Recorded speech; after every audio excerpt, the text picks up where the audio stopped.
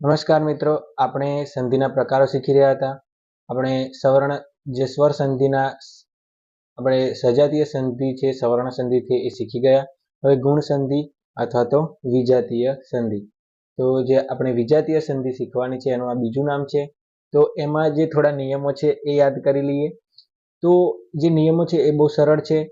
અ કે આ પછી આ સ્વર સંધિ છે એટલે અહીંયા સ્વરોની જ વાત કરવામાં આવશે. અ કે આ પછી જો ઈ કે ઈ નાની કે મોટી ઈ આવે તો એનું શું થઈ જશે? એ થઈ જશે.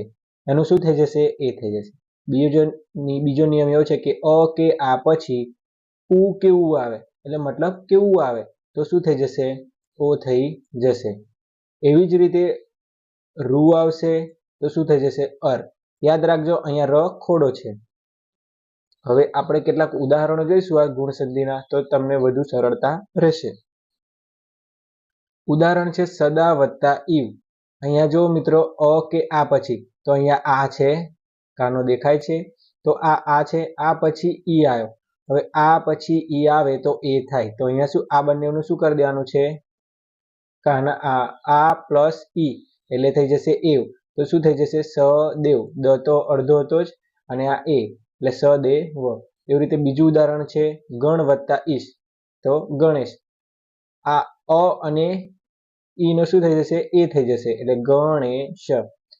કઈ રીતે થયું? તો ગણ વત્તા અ વત્તા ઈ વત્તા શ અથવા તો આ જે અણ હતો એ અડધો થઈ જશે. આમાંથી અ નીકળી જાય છે એટલે અ પછી ઈ આવ્યો, ઈશનો ઈ આવ્યો તો આ બંને થઈને શું થઈ જવાનું છે?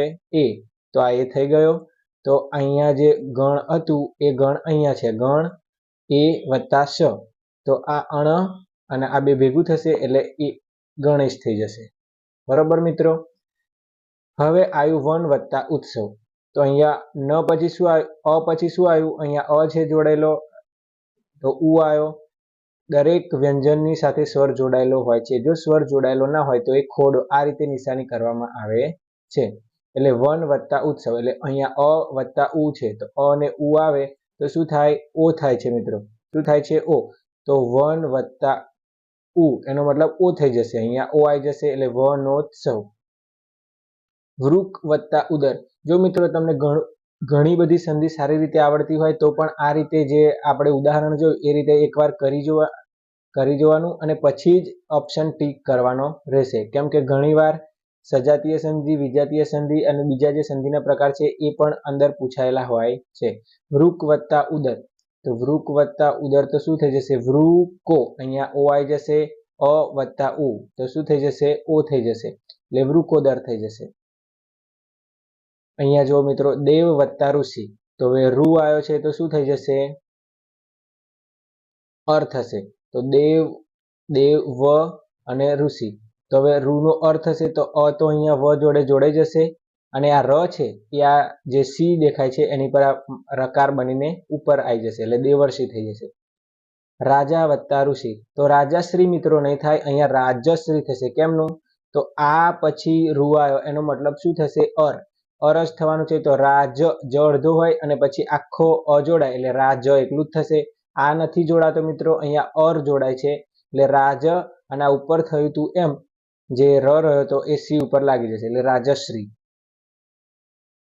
હવે અહીંયા બહુ મોટી ભૂલ થાય છે મિત્રો. આ પરીક્ષામાં ઘણી વાર પૂછેલું એક્ઝામ્પલ છે ગુણ સંધિ વિજાતીય સંધિની વર્ષા વત્તા ઋતુ.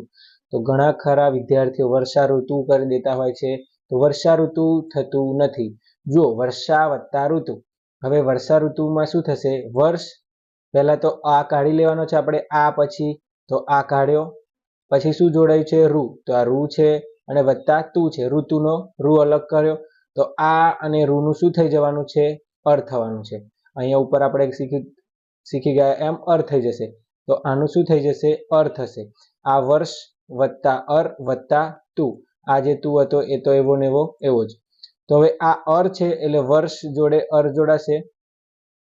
તો આ જે વર્ષ હતું એ વર્ષ પૂરું થશે અને જે તું છે એની અંદર જે આ ર હતો એ ર અહીંયા રકાર બનીને આવશે એટલે વર્ષરતું એ રીતે થશે મિત્રો. ચલો મિત્રો, આભાર તમારો વિડીયો જોયા બદલ અને લાઇક, શેર અને સબસ્ક્રાઇબ. અને હવે આપણે આગળ શીખવાના છે વૃદ્ધ સિંધી આગળના લેક્ચરમાં. Thank you.